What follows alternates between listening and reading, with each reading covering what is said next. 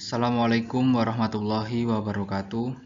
Saya Adib Sultanul Ahyar, mahasiswa Universitas Negeri Malang, Departemen Teknik Sipil, Program Studi S1 Pendidikan Teknik Bangunan.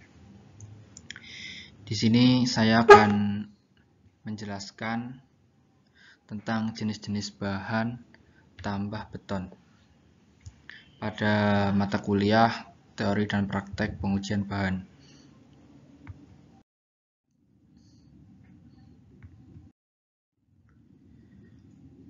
Jenis-jenis bahan tambah beton.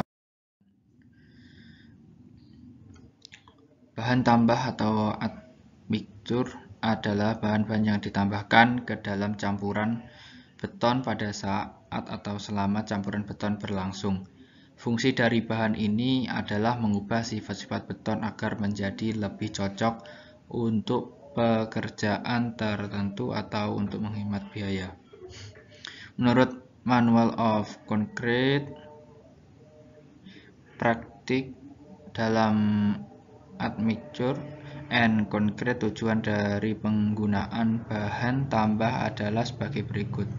Yang pertama adalah memodifikasi beton segar, mortar, dan grouting. Yang kedua, menambah sifat mudah pengerjaan tanpa menambah kandungan air. Yang ketiga, menghambat atau mempercepat waktu pengikatan awal campuran beton.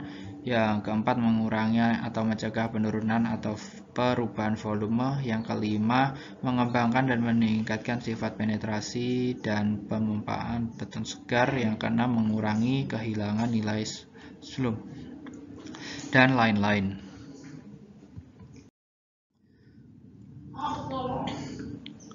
Secara umum, bahan tambah yang digunakan dalam beton dapat dibedakan menjadi dua, yaitu yang pertama adalah bahan tambah bersifat kimiawi, dan yang kedua adalah bahan tambah bersifat mineral.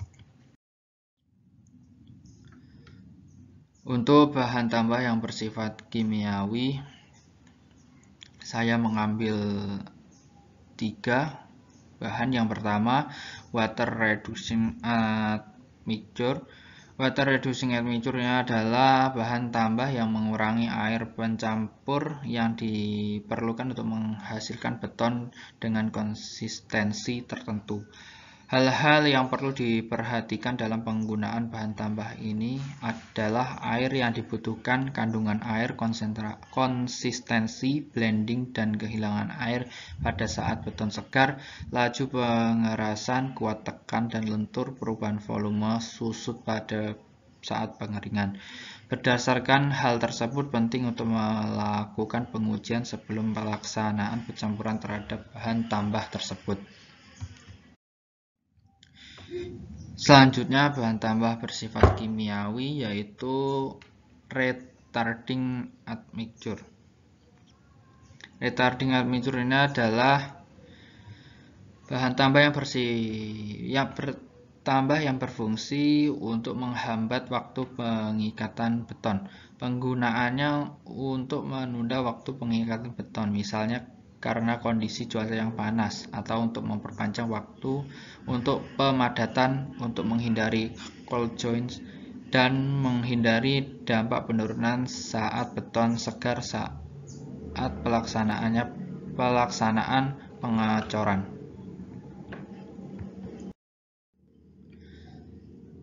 Untuk selanjutnya, bahan tambah yang bersifat kimiawi yaitu water reduction high range retarding admixture. Bahan tambah ini adalah bahan tambah yang berfungsi untuk mengurangi jumlah air pencampur yang diperlukan untuk menghasilkan beton dengan konsistensi tertentu sebanyak 12% atau lebih, dan juga untuk menghambat pengikatan beton. Jenis bahan tambah ini merupakan gabungan superplasticizer dengan menunda waktu pengikatan beton. Biasanya digunakan untuk kondisi pengerjaan yang sempit karena sedikitnya sumber daya yang mengelola beton disebabkan keterbatasan ruang kerja.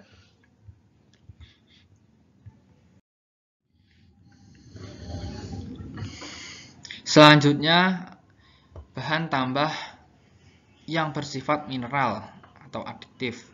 Ini saya mengambil dua bahan tambah. Yang pertama adalah slag.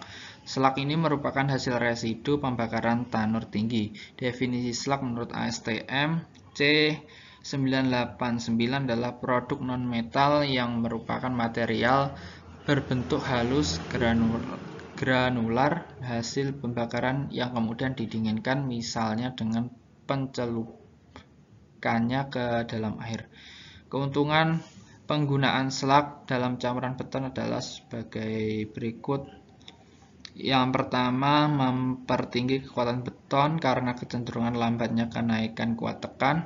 Kedua, menaikkan rasio atau kelenturan dan kuat tekan. Yang ketiga, mengurangi variasi kuat tekan. Yang keempat, mempertinggi ketahanan terhadap sulfat dalam air laut. Yang kelima, mengurangi serangan alkali, silika, dan lain-lain. Yang terakhir atau yang kelima adalah silika foam.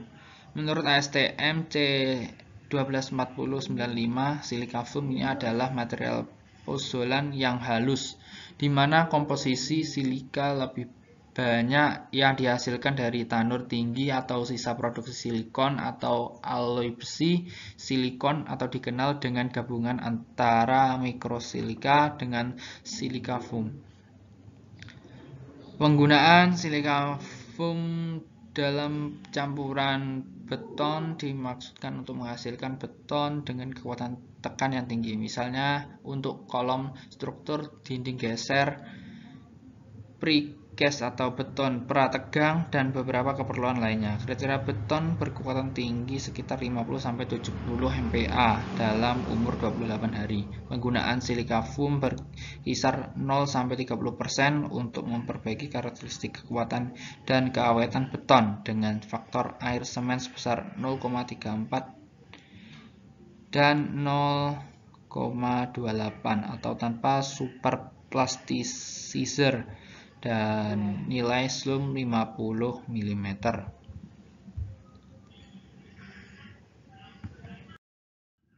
Mungkin itu saja yang bisa saya sampaikan mengenai jenis-jenis bahan tambah beton.